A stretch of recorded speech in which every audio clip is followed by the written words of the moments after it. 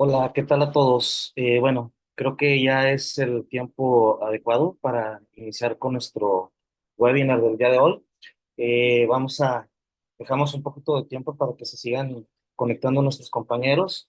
Y bueno, vamos a empezar. Voy a presentar a la doctora que nos acompaña hoy, que es la doctora Andrea eh, Saravia Castro. Ella es pediatra neonatóloga egresada del Instituto Nacional de Pediatría. Tiene un diplomado en neurodesarrollo por parte de la Universidad Autónoma de Chiapas. Es adscrita del Hospital General de México en neonatología y actualmente también está adscrita del Instituto Nacional de Pediatría en el área de neonatología. La doctora, bueno, pues es experta en el tema de deshidratación hipernatrémica, incluso hace un año y medio en Querétaro nos apoyó también dando el taller propio de deshidratación hipernatrémica. Tiene muchísima experiencia y bueno, nada que decir más que agradecerle por el apoyo para la asociación. Doctora, el día de hoy nos acompañan amigos de diferentes partes del mundo, tanto de aquí de México, veo por aquí conocidos de España, de Chile, de Paraguay, muy buenos amigos de todo el mundo. Es un tema espectacular, le agradezco muchísimo. Le voy a ceder los micrófonos, el video, no sin antes recordarle a todos nuestros socios que a los socios activos, al corriente de su anualidad, se les hará llegar constancia para puntaje de certificación. Doctora, sin más, le dejo el espacio para usted. Gracias, gracias. Hola, buenas tardes. Pues sí, efectivamente me invitaron a dar esta plática nuevamente y yo encantada se las doy porque es un tema que a mí me gusta mucho y la verdad es que lo vemos bastante en pediatría y algo muy importante es que este es un tema para urgencias, para urgenciólogos. Los neonatólogos, la verdad es que pocas veces lo vemos porque ahorita vamos a platicar por qué, pero sí es fundamental que este padecimiento lo dominen los compañeros que están en urgencias, el primer contacto, porque ahorita vamos a ver que del tratamiento, del manejo inicial, es que vamos a ver pues el desenlace de nuestro paciente. Entonces, es importante que nosotros dominemos este tema porque es un trastorno hidroelectrolítico frecuente y precoz que ocurre cuando pasa una de dos situaciones. A veces pueden ser las dos. O un recién nacido no logra succionar de forma correcta por la razón que ustedes quieran, o la madre no logra establecer una lactancia adecuada. Entonces, estos dos factores de riesgo cuando ocurren, esos niños se nos deshidratan y llegan con hipernatremia a la sala de urgencias. Es un extremo en el deterioro clínico. La verdad es que cuando un bebé llega ya con sodios de 200, súper deshidratado, quiere decir que hubo una falla continua y perpetua de detección de los signos de alerta, no solo por parte de los padres, sino también por parte del personal de salud. Muchas veces nos llegan estos chiquitos y nos dicen, no, sí, pues es que yo empecé a ver, los papás nos dicen, yo empecé a ver que se ponía amarillo, lo llevé al doctor y me dijo que era normal y que le diera baños de sol. No, pues yo le decía al doctor que no se despertaba para comer, que pasaba toda la noche sin comer y él me dijo que era normal. Esto lo vemos frecuentemente. Entonces, muchas veces estos papás llegan sintiéndose muy culpables de que ellos no se dieron cuenta de que su chiquito no estaba comiendo de forma adecuada, pero muchas veces también los que fallamos somos el personal de salud, sobre todo los de primer contacto. Y como todos somos pediatras, es algo que tenemos que tener aquí bien presente. Entonces, ¿cuándo definimos que ya tiene hipernatremia y deshidratación? Con un sodio sérico mayor a 150, a partir de 160 ya se considera grave, pero cualquier niño que nos llegue con más de 145 ya nos debe llamar la atención porque se está subiendo ese sodio, si está comiendo bien o mal. Los datos de alarma, que es algo que nosotros tenemos que interrogar y por eso es importante la visita o la consulta de los primeros 7 días del recién nacido es la siguiente, o sea, sientan que los pechos no se vacían, un bebé que llora inconsolablemente. Aquí les puse en negritas que no orine, casi nunca preguntamos es que si el bebé está orinando bien o mal. Yo sé que con los pañales nuevos, que hay unos que absorben muchísimo y no los tienen que cambiar tanto, pues es un poquito más difícil contar las pipís, pero más o menos un bebé sano mínimo debe de mojar 6 pañales en 24 horas. A veces dicen, no, pues es que yo de pipí lo cambio 1 a 2 veces al día. Eso no es normal y lo tenemos que preguntar siempre que veamos a los recién nacidos. O cualquier problema que la madre nos diga, que percibe que tiene un problema para alimentar a su bebé, hay que escucharla, hay que hacerle caso porque ellas se dan cuenta también. ¿Quiénes son los pacientes de riesgo? Bueno, las madres primigestas, las madres adolescentes, las madres que deseen lactancia materna exclusiva, las madres que presentan depresión postparto. Esto es hablando de las madres, ¿de acuerdo? Y yo sé que como pediatras tenemos que promover la lactancia materna exclusiva. Créanme que sí soy del equipo lactancia materna exclusiva, pero estas mujeres tienen que estar acompañadas, ¿de acuerdo? Tienen que haber sido capacitadas de forma adecuada, se les tiene que dar un seguimiento. Les digo que lo ideal es que a los 7 días revisen estos niños a ver si están ganando bien su peso.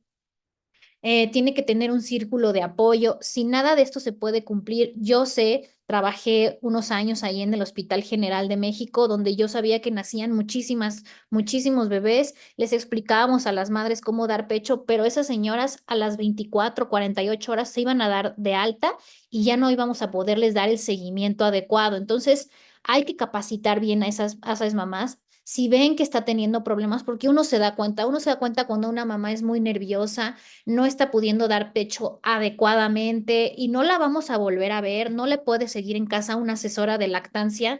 A esa mamá sí ofrézcanle que le dé fórmula de forma complementaria, ¿ok? Y hablando exclusivamente del bebé, todo bebé que tenga alguna alteración neurológica, que tengan alteraciones en su boquita, como el labio paladar hendido, o que la succión no nos parezca adecuada de cualquier forma, también son pacientes que están en riesgo para deshidratarse. ¿Ok? Este artículo publicado en el 2022, ellos se dieron cuenta que estaban teniendo muchos reingresos este, de sus bebés que daban de alta y regresaban deshidratados. Entonces, ellos hicieron este estudio en el que se dieron cuenta que si presentaban a las 24 horas un peso mayor al 5%, ese bebé estaba en riesgo y hacían que no se pudiera ir de alta hasta que dejara de perder peso de forma tan rápida. Entonces, nosotros sabemos que los bebés pierden de un 7 al 10% en la primera semana, más o menos 7 a 10%. Entonces, eso quiere decir que alrededor de cada día pierden un 1%. Si tú vas a dar de alta a tu bebé a las 24 o 48 horas y ya te perdió 5%, uy, algo está ahí diciéndonos que es anormal. Entonces ellos lo que hicieron fue que pesaban a los bebés antes de irse de alta. Si veían que había pesado, que había perdido más del 5% de su peso, no los dejaban ir. Los retenían un día más para alimentarlos o capacitar mejor a la mamá. Sé que esto no muchas veces se puede lograr y es un poquito difícil, pero pues si está en nuestras manos poder establecer esto tan fácil como es pesar a un paciente antes del alta, yo creo que lo debemos de promover. La incidencia es difícil de conocer, según este artículo del 2019, pues es más o menos de 1,7 a 5 por 1,000 recién nacidos vivos. Y en este artículo, el 100% de los pacientes eran aquellos que recibían lactancia materna exclusiva. Y la mayoría de las veces eran primis o secundigestas. Las mamás que ya tienen experiencia, tienen otros bebés, sobre todo que ya lograron darles pecho, tienen mucho menos riesgo de padecer esto. Ahí en el instituto, en el 2019, vimos que nuestra incidencia era de 7 por cada 100,000 recién nacidos vivos. Para nosotros, a nosotros en el Instituto Nacional de Pediatría, sí es un padecimiento común en las salas de urgencias y en el Hospital General de México también era común. Eh, Nosotros no veíamos que fuera 100% mujeres que usaran, digo, que dieran lactancia materna exclusiva. Sí llegamos a ver bebitos que consumían fórmula, sobre todo papás que no saben preparar bien la fórmula, pero obviamente sí, siempre está más en riesgo los pacientes que reciben exclusivamente lactancia materna. ¿Cuál es la clínica, no? Es un bebé que se deshidrató a lo largo del tiempo, no le dieron sus requerimientos de leche suficientes y por supuesto, y se los pongo en mayúsculas y al principio porque necesito que lo consideren, es pérdida de peso. Un bebé que no se hidrató bien no creció, o sea, no está comiendo bien, entonces no va a crecer, va a perder peso. Yo luego veo que no comparan cuando bajamos a urgencias y les preguntamos. Ahorita sí, pero al principio nos costó mucho trabajo que compararan los pesos, porque si se fijan, el resto de la clínica, fiebre, ictericia, irritabilidad, oliguria, se puede confundir pues con todo, ¿no? Con todo lo que presentan los neonatos. Sepsis, hiperbilirrubinemia, incompatibilidad a grupo. La clínica de los neonatos es muy uniforme. Sin embargo, la pérdida de peso aquí y el hecho de que no haya mojado los seis pipis y que la mamá sienta que no le está dando de comer bien, son lo que nos va a ayudar a hacer el diagnóstico diferencial. Entonces, por favor, pesen a sus niños y comparen el peso que tuvieron al nacer o el último peso confiable que tengan. Aproximadamente, esta clínica se presenta alrededor del 10º día de vida y la pérdida de peso es súper variable. Nos llegan bebés que han perdido un 5% hasta aquellos que han perdido ya 30 o más por ciento de peso. Y obviamente existe una relación directa entre la hipernatremia y la pérdida de peso. Mientras más peso haya perdido el niño, quiere decir que más tiempo se estuvo deshidratando y obviamente su sodio va a estar muchísimo más alto.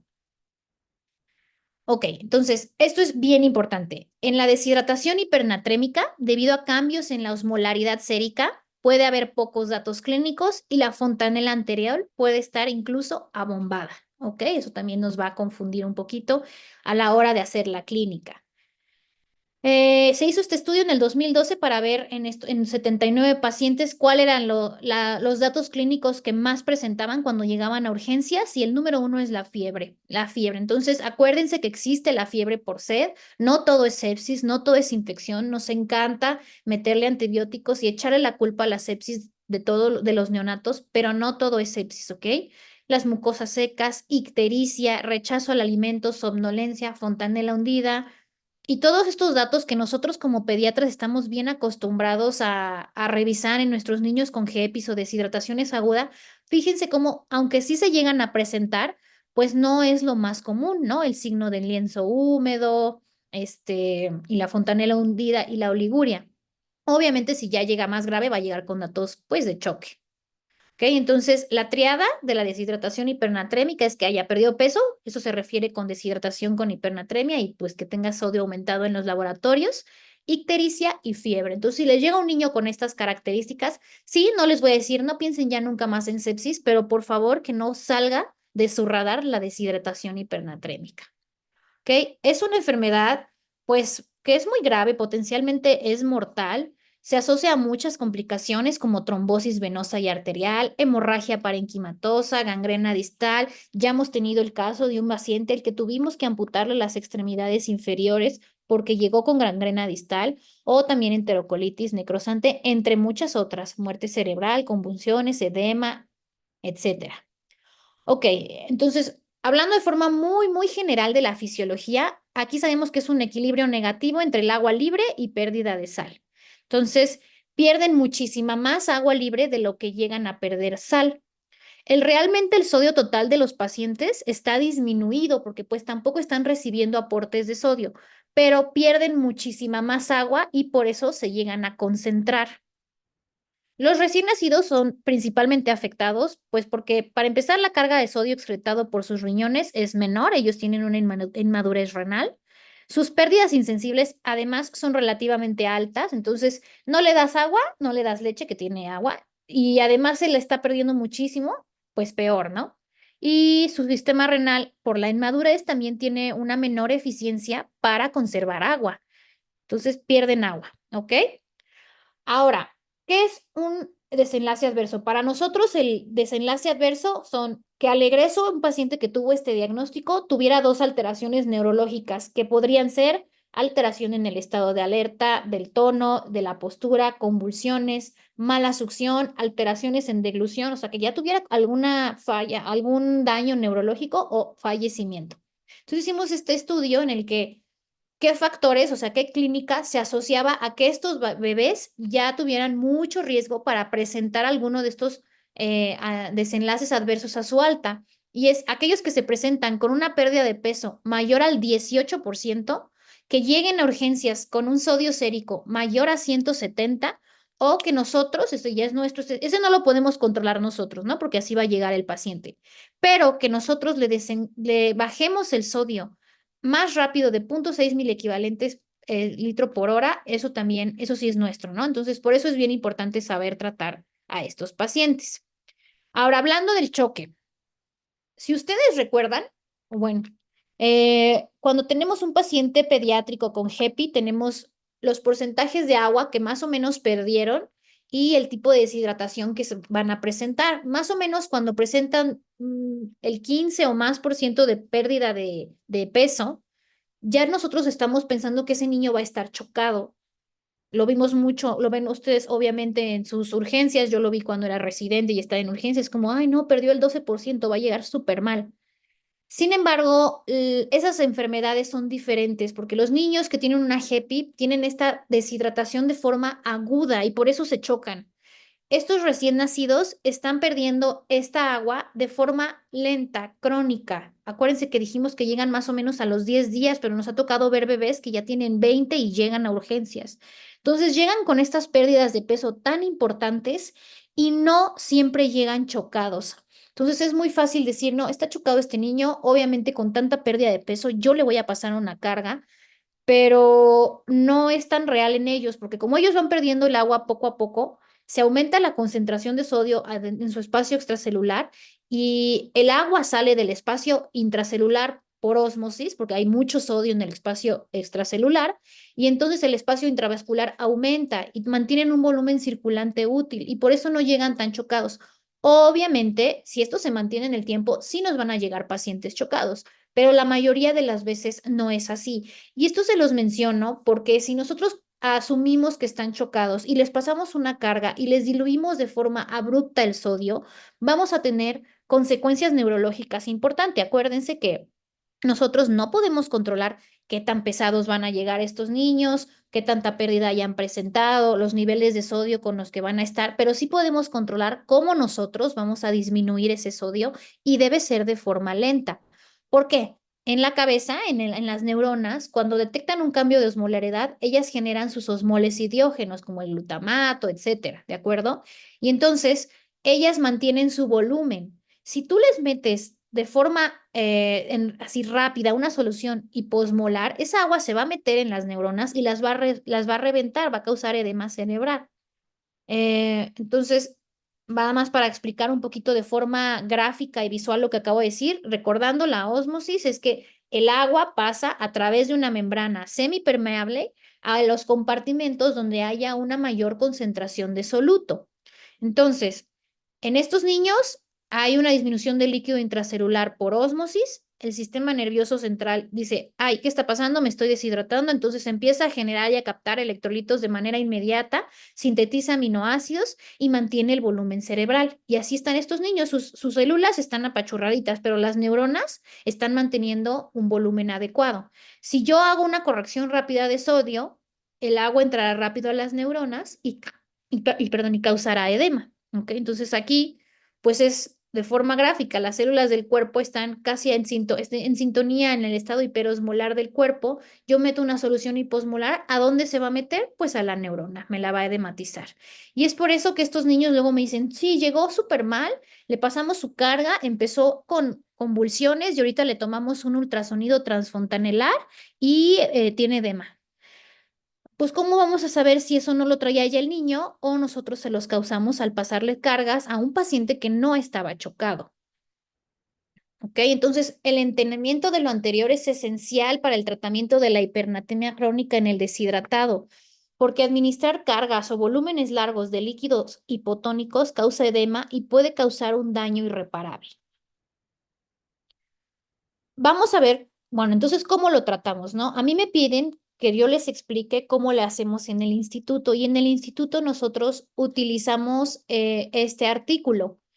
Em, es un artículo que está al alcance de todos, ahí ya les puse, si ustedes literalmente escriben doctor López Candiani tratamiento individualizado, es más, ponen doctor López Candiani deshidratación y es lo primero que les va a salir en el acta pediátrica, entonces no es difícil de conseguir. Si leen el artículo, quizá yo puedo entender por qué genera confusión, entonces les traje un caso para que juntos lo vayamos resolviendo y ya podemos entender esta fórmula que es la que nos ofrece el instituto para poder tratar a estos pacientes. Entonces, los puntos claves de esta fórmula es que el sodio debe disminuir un máximo de 12 miliequivalentes por litro al día para evitar el edema cerebral. O sea, en 24 horas ese sodio no debe bajar más de 12 miliequivalentes. Si un niño llega con sodio sérico menor a 160, la corrección puede ser vía oral. Acuérdense que mientras más fisiológico, mejor, ¿ok? Y cuando llegan con más de 160, pues sí, la corrección tiene que ser IV, dejamos al niño en ayuno y esta corrección IV tiene que tener los siguientes objetivos: mantener volumen intravascular, recuperar el líquido perdido, porque casi siempre nos enfocamos en corregir el sodio, pero no le estamos regresando a este chiquito todos los líquidos que ha perdido, ya todo lo que les expliqué de tanta agua que ha perdido este paciente. Restablecer el equilibrio entre compartimentos, establecer una tasa de disminución de sodio que no exceda el 0,6 y por hora, y proteger al cerebro. Esos son nuestros objetivos, ¿de acuerdo? Entonces, punto número 1. Si el neonato llega a urgencias en estado de choque, que ya saben ustedes perfecto, mejor que nadie cómo es un paciente chocado, pulsos débiles, que está casi desaturando porque ya no está esa sangre llegando a las extremidades, el llenado está muy lento, no ha orinado. Ok, le pasamos una carga a 10 mililitros por kilo con solución fisiológica, ¿ok? Pero por favor, nuevamente les vuelvo a repetir, el choque no es la manifestación más común. Los neonatos se deshidratan lentamente y si no está chocado y le pasamos una solución fisiológica, le vamos a bajar de golpe ese sodio y eso le va a lastimar su cabecita. Entonces, ese es el punto número 1. El punto número 2, en nuestra fórmula tenemos 3 partes, que yo le digo el ABC. Se van a calcular 3 cosas. Primero, vamos a calcular el agua libre necesaria para diluir el sodio 12 equivalentes por litro en 24 horas o disminuir el sodio 12 equivalentes por litro en 24 horas. Después, vamos a calcular el volumen de líquido totales, o sea, todos los líquidos que va a necesitar este paciente en 24 horas. Y después vamos a calcular la concentración de sodio en las soluciones, ¿ok? Entonces, nos vamos a ir paso por paso. Si voy muy rápido, si a alguien le queda alguna duda, por favor me interrumpen. Este es un paciente real, ¿ok? Esto sí ocurrió. Entonces, este paciente llegó a urgencias. Él al nacer pesó 2 kilos 910 gramos y cuando llega a urgencias pesa 2 kilos. Y le toman laboratorios y ven que tiene un sodio sérico de 181, ¿no? Entonces, punto número 1, vamos a hacer la corrección IV, porque si fuera menor de 160 sería por vía oral. Pero pues aquí va a ser IV. Entonces, ayuno, corrección IV. Este paciente le pasaron una carga. No lo puse en la presentación, pero quiero que ustedes sepan que le pasamos una carga, ¿ok? El paso número 1 es calcular el porcentaje de pérdida de peso que tuvo este paciente. ¿Cómo lo hacemos? Con una muy sencilla regla de 3. Les recomiendo que si tienen lápiz, papel o calculadora a mano lo vayan anotando porque así vamos a entender mucho mejor la fórmula. En este paciente, 2,91 es el 100% y pesó 2 kilos. Entonces, ahorita llega pesando el 68,8%. Si hacemos una resta de 100 menos 68,7, este niño ha perdido 31,2% de su peso. ¿De acuerdo? Entonces, ya tenemos ahí 2 desenlaces. Este niño tiene mucho, mucho riesgo de presentar un desenlace adverso neurológico. Llegó con sodio mayor a 170 y una pérdida mayor a 18 por muchísimo, ¿no? 31,2%. Entonces, lo único que yo como médico le puedo cuidar es la disminución lenta del sodio, entonces eso es lo que vamos a intentar hacer. Aquí en la esquina superior derecha están pues los datos que vayamos como para que no nos vayamos perdiendo. Entonces yo les dije que en el ABC vamos a tener que calcular el agua libre. El agua libre es agua disponible para movimiento osmótico. Es líquido que es libre de solutos y se puede mover libremente, vamos a redundar un poquito, a través de membranas semipermeables, ¿ok? La fórmula para calcular el agua libre es la siguiente: 12, porque nosotros queremos que baje 12 el sodio, por peso al nacer en gramos, por la proporción de agua corporal. Eso lo sacamos y después todo lo dividimos entre el sodio sérico actual de mi paciente. Si se fijan, está en rojito la proporción de agua corporal. ¿Qué es eso? Ustedes recordarán que en los recién nacidos su proporción de agua corporal se divide. Si son recién nacidos a término, 75% de su peso es agua, y si son recién nacidos prematuro, el 80% de su peso es agua. ¿Ok? Este niño, como está en porcentajes, le recorremos el cero. Perdió el 31% de su peso. Eso quiere decir que a su 0,75 le restamos el 0,31 y me da 0,44. El porcentaje de este paciente de agua, porque está deshidratado, es 44%. O sea, lo normal que él debería tener de porcentaje de agua es 75% y ahorita llegó con un 44%. Entonces, ahora sí, ya podemos reemplazar nuestras variables. Entonces, 12 por 2.910, please, fíjense muy bien que esté en gramos porque eso luego se nos va, por 0,44 entre 181. Sáquenlo, por favor, les doy 10 segunditos para que vean que no les estoy inventando.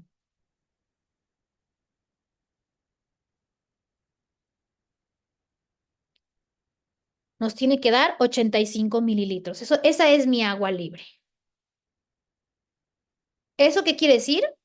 Perdónenme si soy repetitiva, pero es que yo siento que así queda más claro para todos, ¿ok? Esto quiere decir que a este niño en 24 horas se le deben pasar 85 mililitros de agua libre de solutos para que el sodio sérico de ese paciente, o sea, el paciente que tiene estas características, que perdió el 31%, que tenga un sodio sérico de 181, para que su sodio sérico disminuya 12 miliequivalentes en 24 horas, ¿ok?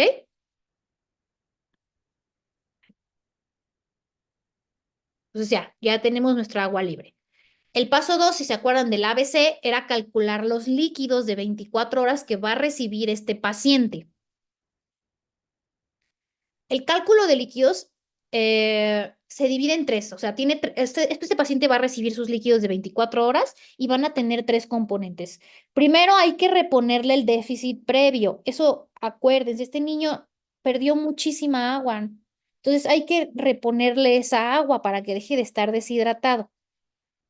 Luego va a necesitar sus líquidos de requerimiento. Solo porque le estamos dando lo que perdió, no quiere decir que además le vamos a dar su mantenimiento como a cualquier otro paciente, se lo vamos a dar.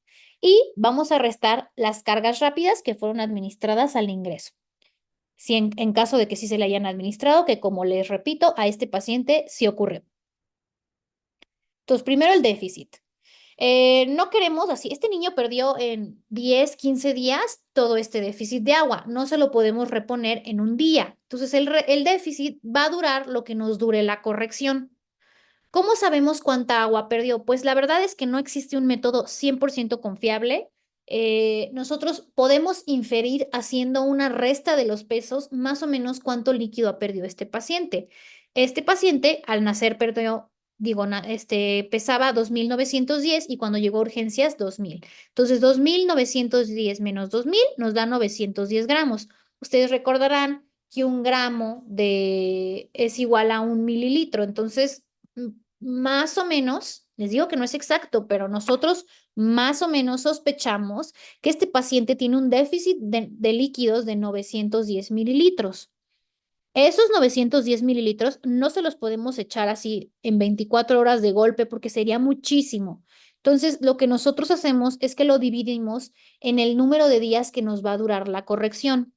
¿Cómo sabemos cuántos días nos va a durar la corrección? Pues miren, si queremos disminuir 12 miliequivalentes al día, pues en el día 1 de 181 menos 12 va a llegar a 169. ¿Sigue hipernatrémico? Sí.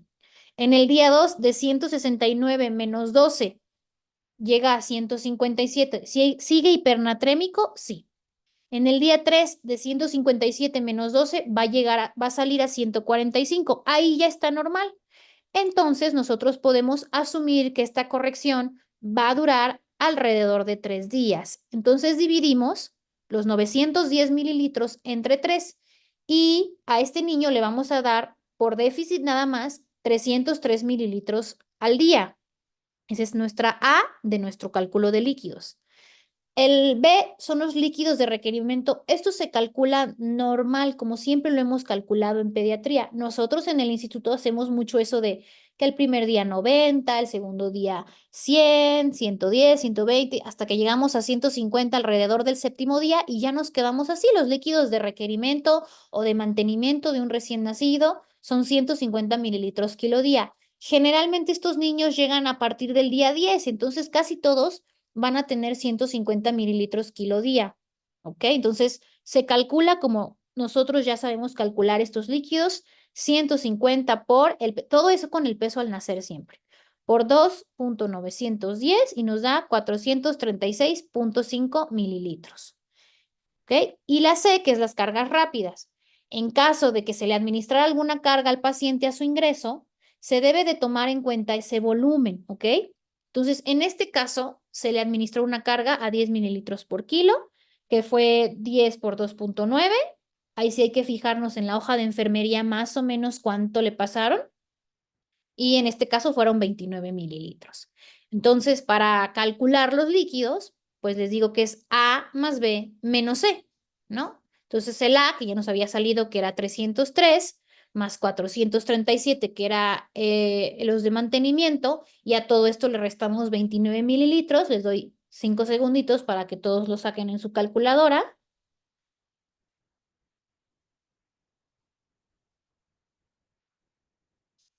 Les debe de dar 711 mililitros para 24 horas, ¿ok? Entonces a este paciente va a recibir 711 mililitros en 24 horas.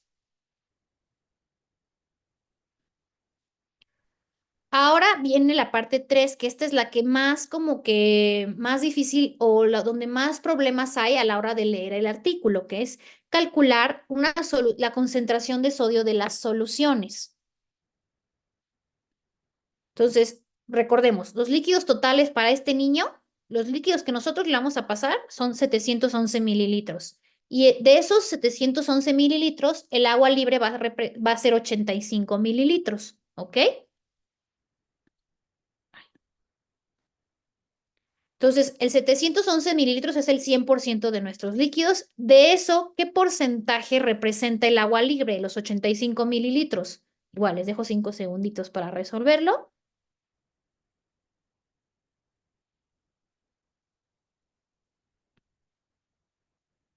11,9, ¿de acuerdo? Entonces, en las soluciones de este niño, 85%, digo, 100%, el 11,9 va a representar agua libre de solutos, libre de sodio, y el resto va a tener solutos. Entonces, 100 menos 11,9, 88,1. El 88,1 de estas soluciones tiene agua que sí tiene sodio y el 11,9 es agua que no tiene sodio, es libre, ¿ok? Nosotros, todos estos cálculos son para lograr hacer unas soluciones que cumplan estas características, es decir, una solución que tenga 88,1% de agua con sodio y 11,9 de agua libre de sodio. ¿Cómo lo vamos a hacer? Lo vamos a hacer con esta fórmula, en la cual es el sodio sérico actual por 100 menos el porcentaje de agua libre, esto entre 100. Ya lo reemplazamos aquí, 181 por 100 menos 11,9 entre 100. Les doy 10 segunditos para que lo resolvamos.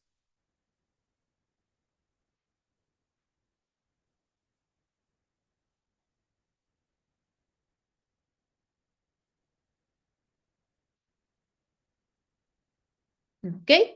Nos da 159,4 equivalentes por litro. Eso quiere decir que tenemos que preparar unas soluciones que tengan de sodio 159,4 equivalentes por litro. Ajá, los 711, que son los líquidos totales, mililitros que se infundirán al paciente, deberán tener una concentración de sodio de 159,4 equivalentes por litro. Y de esta forma recibirá 85 mililitros de agua libre y el sodio descenderá 12 equivalentes por litro en las siguientes 24 horas. Entonces, todos estos cálculos son para cumplir este objetivo. Ahora sí, vamos a preparar nuestras soluciones. Líquidos totales a 711 con esta concentración.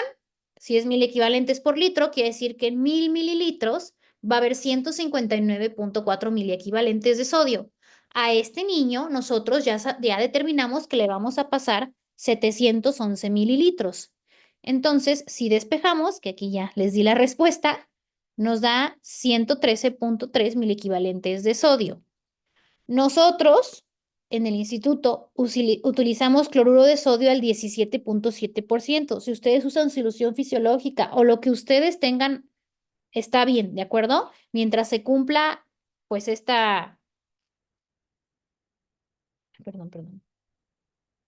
Mientras se cumpla esta de que le vamos a aumentar 113.3 mil equivalentes de sodio, estamos bien, ¿ok? Entonces, en el cloruro del sodio al 17.7%, en 1 mililitro hay 3.000 equivalentes de sodio. Y como lo que yo quiero son 113.3, nada más hacemos la regla de 3, que es dividirlo entre 3, y nos da 37.7 mililitros. Entonces, aquí en la esquina inferior derecha va a aparecer cómo van quedando nuestras soluciones calculadas para 24 horas, ¿no? Entonces, el punto número 1, cloruro de sodio al 17.7%, le vamos a meter 37.7 mililitros. Potasio en las soluciones. Miren, la verdad es que esto ya es bien individualizado. Todo depende del paciente. Si el paciente está bien y orina, pues le ponen potasio a sus líquidos normales. Si está chocado, si ya presentó falla renal, no está orinando bien, está con hipercalemia, pues pónganle 0 de potasio.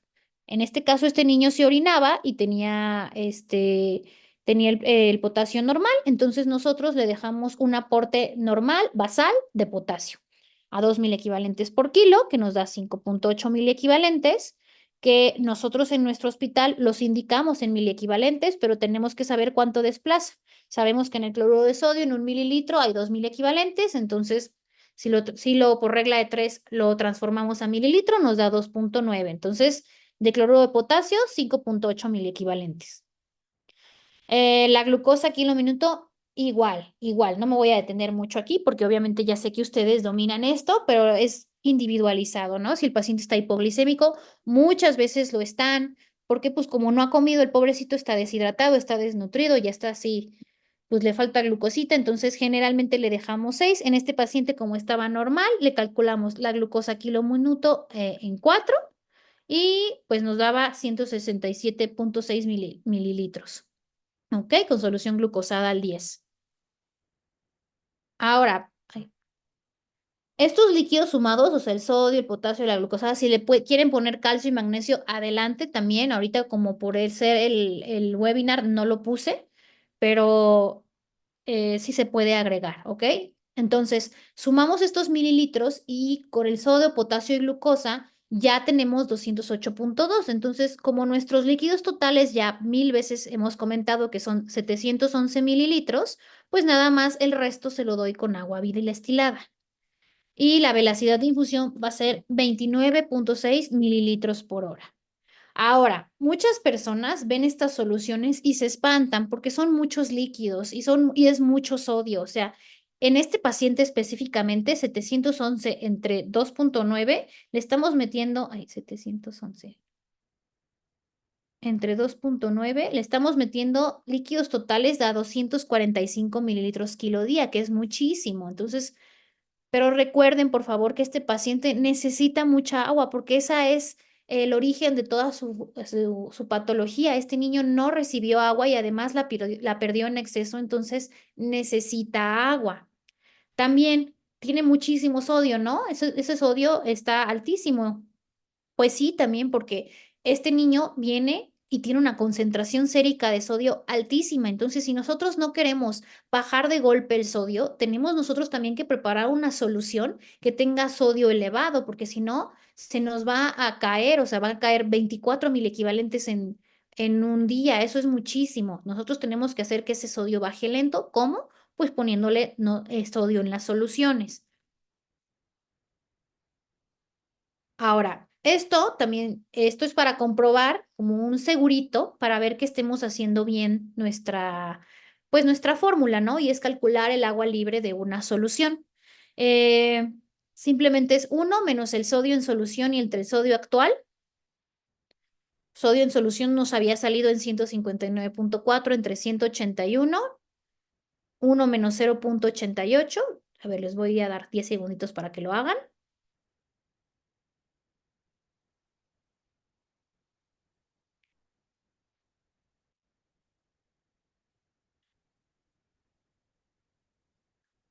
Punto 12. Y si ustedes recuerdan, nos había salido que el agua libre era 11.8, entonces nos tiene que salir igual a nuestra agua libre, ¿de acuerdo? Si nos salen igual las dos, es una forma de nosotros comprobar que sí estamos haciendo bien nuestra fórmula. Ahora, ¿cuándo nosotros tomamos controles de sodio? Hay mucha gente, yo sé, por lo menos cuando yo era residente de pediatría, me decían que cada 4 horas. No es lo mismo esto que otros niños que tengan alguna otra alteración, que sean pacientes neurológicos, sean pacientes de endocrino. Nosotros hemos visto que si comprobamos nuestra fórmula está bien administrada, está bien calculada, no es necesario estar picando al paciente y recomendamos tomar sodio a las 24 horas de que se inició la solución. ¿Ok? No ha demostrado beneficio tomar antes, nada más estamos estresándonos y lastimando al paciente. Entonces, el control de sodio, si ustedes están seguros con su fórmula, es a las 24 horas, ¿ok? Ahora, bien importante esto, con el nuevo sodio, les va a salir un nuevo sodio. Se debe de volver a pesar al paciente y volver a calcular nuevamente la corrección, ¿ok? ¿Qué les quiero decir aquí? Esta solución se calculó para 3 días, pero no va a durar 3 días, solo va a durar 24 horas. Y a las 24 horas con un nuevo peso y un nuevo sodio, tenemos que volver a calcular todo otra vez, como si fuera un nuevo paciente. Y obviamente nos van a salir unas soluciones con menos sodio y de menos líquido, porque este niño ya va a haber recuperado el volumen, ¿ok? Cuando lleguemos a 160 de sodio, en ese momento se suspende la corrección IV y obviamente las condiciones abdominales del paciente sean adecuadas. Nos pasa que son pacientes que luego están vomitando mucho, etcétera. Se debe suspender la corrección e iniciar vía oral a 180 mililitros kilo día. Siempre, siempre, siempre estos chiquitos se van a regular mucho mejor cuando nosotros les damos todo por vía oral que cuando les damos todo por IV, ¿ok? Eso sería todo hasta ahorita. ¿Tienen alguna duda? Pues hasta ahorita no han puesto ninguna pregunta en el chat, doctor. Ok, entonces vamos a darle tiempo para que escriban sus, sus dudas, ¿no? Porque si luego sí hay.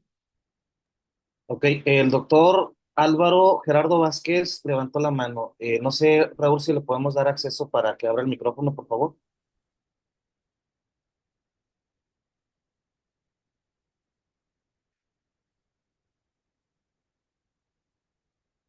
¿Sí me escuchan? Buena tarde.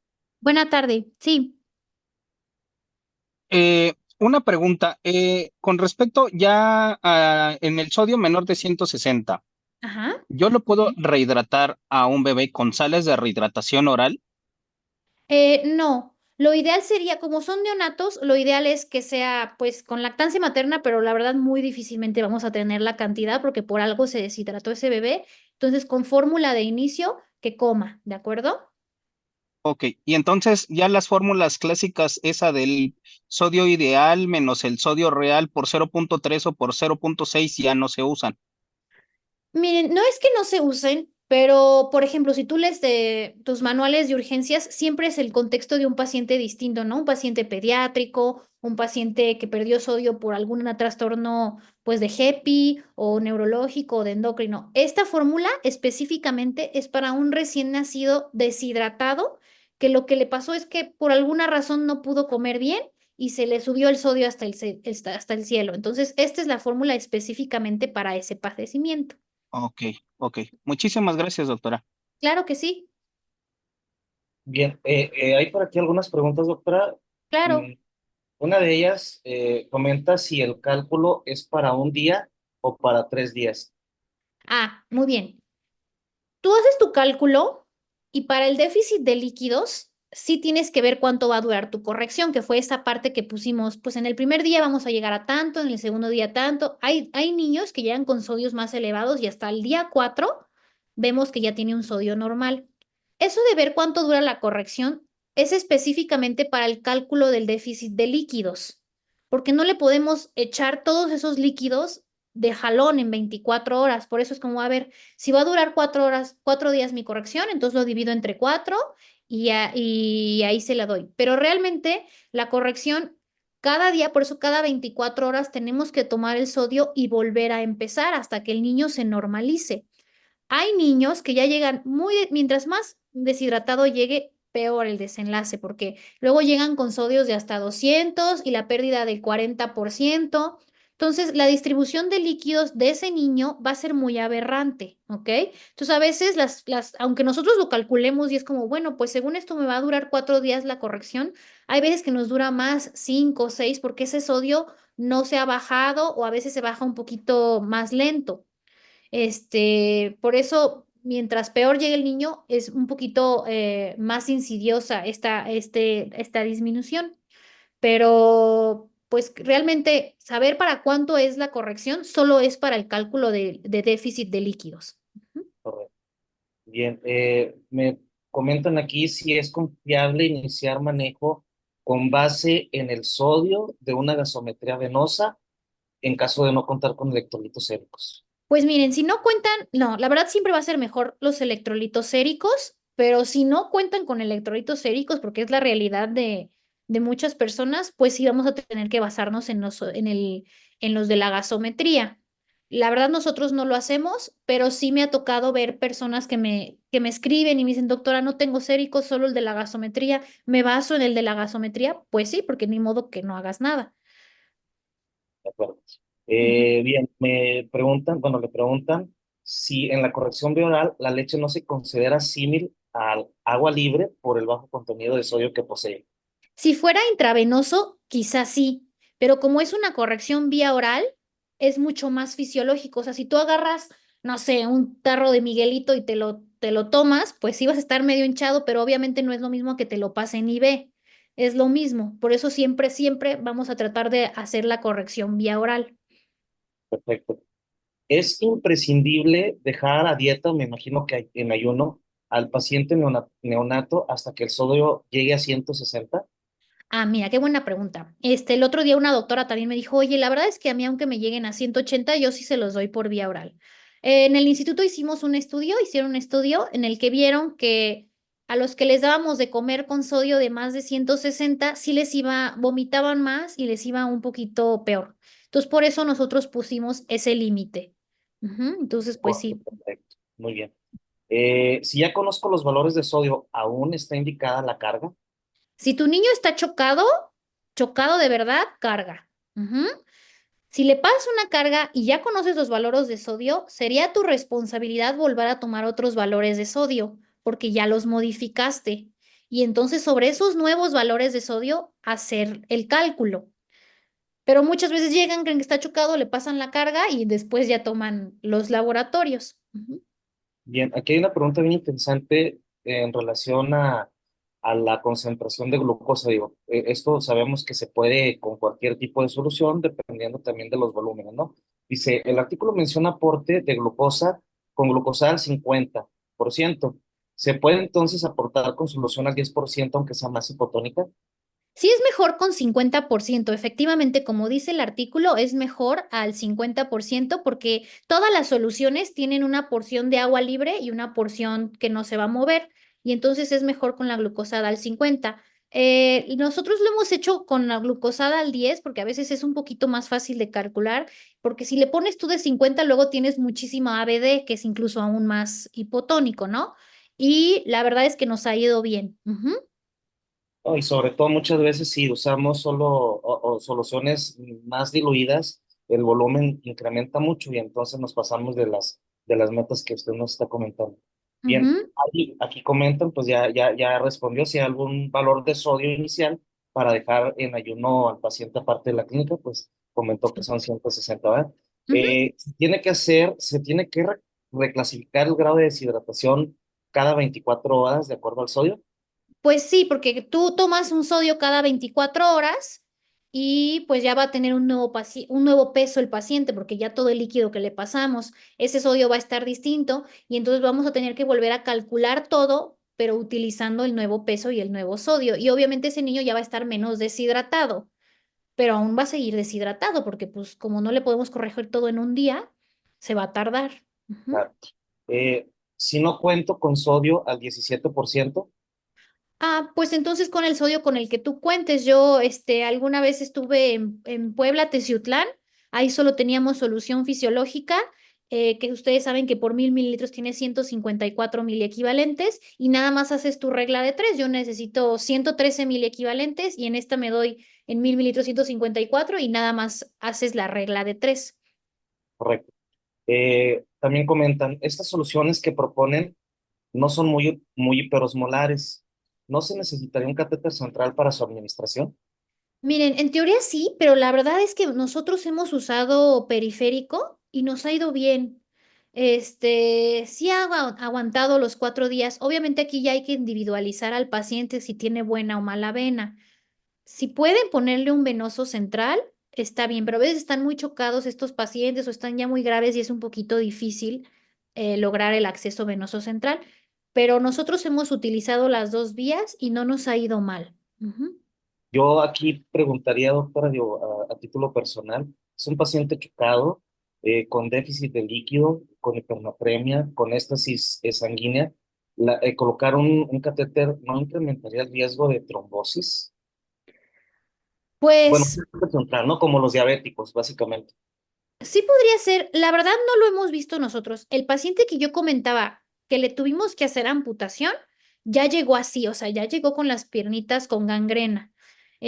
Nosotros cuando pusimos, hemos llegado a poner el venoso central, sobre todo porque a veces estos pacientes llegan también con necesidades de exsanguinotransfusión, porque llegan con las bilis muy altas. No hemos visto que aumente esto. Ujú. Porque sí, porque ya de por sí tienen ese riesgo, ¿no? De trombosis pues está demostrado que colocar catéteres centrales en este tipo de pacientes puede incrementar todavía ese riesgo. Bien, comentan también que si cuando presentan convulsiones debería indicarse la administración de concentrado de sodio. ¿Qué opina usted? Pues eso se refiere al lo otro, ¿no? Un paciente con hiponatremia, pues sí, un paciente con hiponatremia severa que ya tiene clínica, pues sí hay que pasarle su carguita de sodio. O bueno, pero creo que eso es más bien lo opuesto, ¿no? De hiponatremia, no es tanto de este Claro. tema. Ujú. Sí, pregunta nuevamente con base en la respuesta de que si se pasa carga y hay que tomar un nuevo control de sodio, ¿cuánto tiempo después de haber pasado la carga se debe tomar ese nuevo sodio para reclasificar al paciente? Pues yo diría que como 10 minutos lo que se tarda en distribuir, tiene que ser casi, casi lo más pronto posible. Ujú. Luego en lo que Correcto. analizan y buscan la vena y así, pues ya lograste los 10 minutos. Ujú. Claro. Eh, ¿Qué osmolaridad tiene la solución mencionada en el artículo? La verdad es que no sé cuál solución, pero si es la fisiológica, lo acaba de comentar la doctora. Ajá. O si es la del 17%, también ya lo comentó. O si es la toda, pues depende del paciente, porque va a haber unas con más sodio que otras. Ujú. Claro. ¿El peso con que se hacen las correcciones es el peso actual o el peso al nacimiento? Es el peso al nacimiento porque ese es el peso, bueno, o el último peso más confiable. Si la mamá te dice que fue a los 3 días con un pediatra y la pesaron, pues con ese. Porque este peso con el que llega el paciente no es un peso real, es un peso con mucha deshidratación, con mucha pérdida de líquido. Entonces, casi siempre es el peso al nacimiento con el que nosotros hacemos los cálculos. Claro, debe ser pues el peso al nacimiento el más real y también con el peso actual de cada día del paciente, ese tipo de cálculo, ¿no? Porque como que está un poquito ambigua la pregunta, pero entonces nosotros, por lo que está comentando, necesitamos dos pesos para hacer el cálculo. El Claro. basal, que es el del nacimiento, y el actual, que es con el que día a día vamos a estar haciendo este tipo Ajá. de cálculos para ir corrigiendo lentamente a nuestro paciente. Preguntan si queda grabada la plática. Sí, la plática va a quedar grabada. De hecho, eso lo iba a comentar al final, porque está muy interesante. Tiene muchas cosas que hay que estar analizando frecuentemente para poder aprenderlo de mejor forma, aparte de estar leyendo el artículo. Y bueno, sí, se les enviará el link a la brevedad donde están, además de esta plática, todas las pláticas anteriores que ya hemos presentado. Bien, dice, en artículos sobre deshidratación hipernatrémica se refiere que las convulsiones pueden ser secundarias a un descenso rápido de sodio sérico y que sería más adecuada la administración de concentrado de sodio versus anticomicial o anticonvulsivo. Mm, pues nosotros lo que hacemos es ya, es que la verdad, por el descenso rápido de sodio, tomamos un sodio y hacemos la corrección. No les pasamos sodio en cargas porque si no sería como regresarte a lo mismo. Eso lo hacemos nosotros así. Bien, me parece, doctora, que la pregunta está en relación a que indican como pasar cargas con soluciones hipertónicas de sodio. Yo creo que básicamente es lo mismo que usted ya explicó, pero ya lo está haciendo en relación a un paciente que ya se analizó, que estamos esperando más o menos cuánto debemos de estar pasando para que ese descenso sea gradual y no vayamos a provocar edema. Entonces, lo dijo claramente, ¿no? Las soluciones que vamos a aportar desde que llega van a tener una alta concentración de sodio precisamente para evitar esto y precisamente por ello no se mencionó, ¿no? La necesidad de utilizar anticonvulsivos porque ya estamos aportando cantidades o requerimientos altos de sodio para este paciente, no tanto concentrados como lo estoy entendiendo que sería de forma aguda, sino más bien altas concentraciones de sodio durante el día para ir logrando ese descenso con un buen aporte de sodio. Ujú.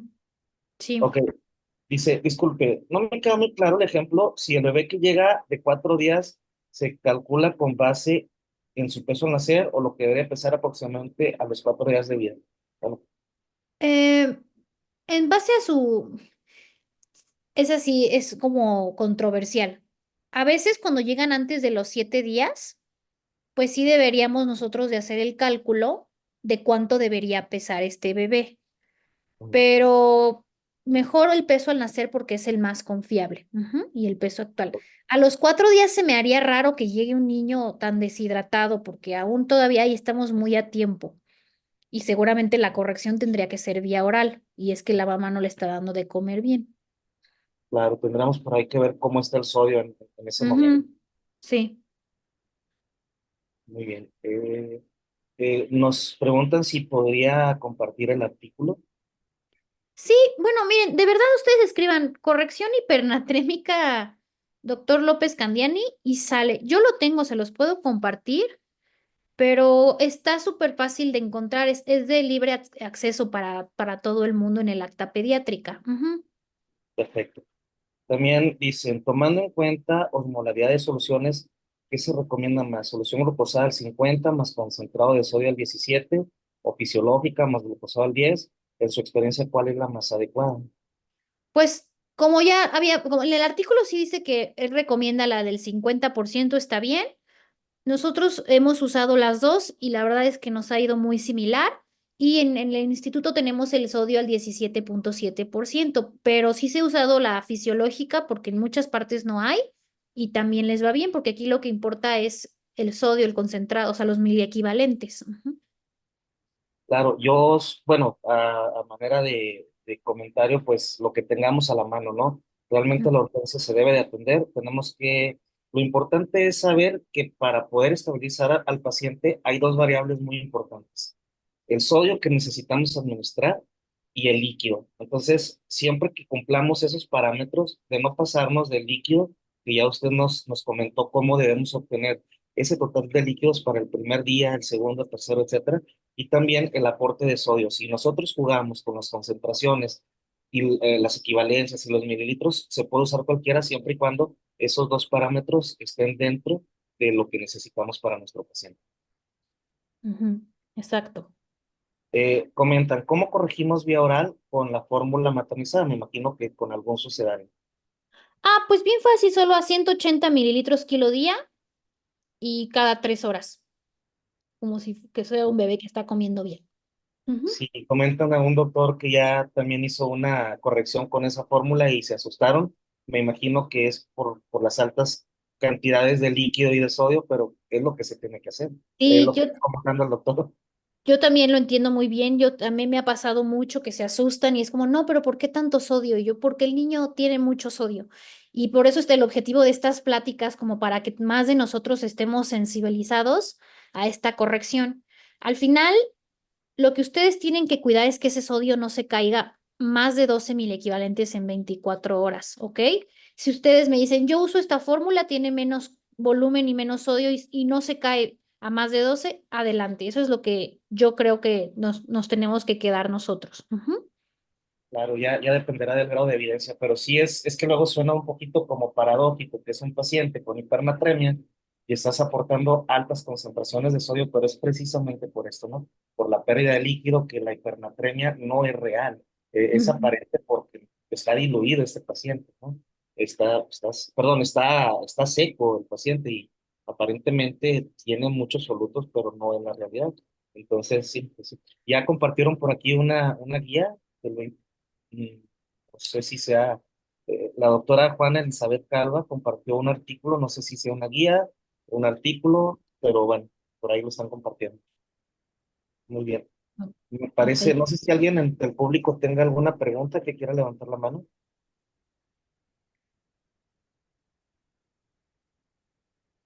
Ok, dice, última pregunta. ¿La constante 12 se podría sustituir por el de 10, que sería la cantidad de sodio a disminuir a 24 horas? Me imagino que en vez de 12, pues mejor 10.000 equivalentes por día.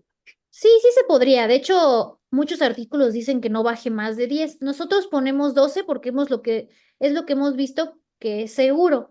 Pero si usted se siente más cómodo con 10, porque precisamente no es la primera vez que usa la fórmula o algo así, sí se puede sustituir por 10. Perfecto. Al final la idea es no disminuir más de 0,6 mililitros por hora. Mm, ujú, 10 serían como 0,4, 12 es 0,5, entonces ahí estamos ujú. jugando con eso, ¿verdad? Sí. Muy bien. Ujú. Bueno, parece que no hay más preguntas, doctora. No sé si usted guste comentar algo más. No, pues nada más que quede claro que esta es una patología del urgenciólogo. Neonato no la vemos porque luego me dicen, es que yo le pregunté al neonatólogo y decía que no. No es lo mismo un niño que nosotros le causamos una hipernatremia, que es lo que vemos nosotros en la UCI, ¿no? Iatrogénicas, a un niño que llegó de su casa deshidratado. Entonces, esta es común, sobre todo se ha visto que hay un aumento porque ha habido un aumento en la lactancia materna exclusiva, que nuevamente luego me dicen que yo soy enemiga de eso. No lo soy, por supuesto que es lo mejor que le podemos ofrecer a nuestros bebés, pero entonces estar más al pendiente de esos bebés porque van a tener más riesgo de estar deshidratados, ¿ok? Y pues si tienen cualquier duda, estoy a sus órdenes. El doctor tiene mi teléfono. Ujú. Perfecto, muchas gracias. Sí, pues realmente lo que comenta la doctora es una patología que de primer contacto la vemos los médicos que estamos en urgencias. A posterior, pues ya los neonatólogos le dan seguimiento para darle la evolución, ¿no? Pero sí, se nos hizo muy interesante aportar este webinar porque es muy común, porque luego muchas veces no sabemos manejarlo de la mejor forma y bueno, esto va a mejorar, ¿no? La posibilidad de que tengan una mejor evolución los pacientes, de que sea más favorable, ¿no? La tasa de éxito. Entonces, creo que es una plática muy interesante, muy enriquecedora. Le agradezco muchísimo, doctora, muchísimo por el apoyo, por estar siempre atenta a la asociación. Por ahí le enviaremos después también otra invitación, su diploma como profesor. Y bueno, las pláticas van a quedar grabadas, les vamos a enviar el link y les agradecemos mucho a todos. Es muy importante recordar que nuestra mayor riqueza como asociación pues son nuestros socios y hoy tuvimos una participación de más de 100 socios, de más de 100 médicos de todo el mundo. Muchas gracias, doctora. Muchas gracias a Gracias, todos. muchas gracias a todos.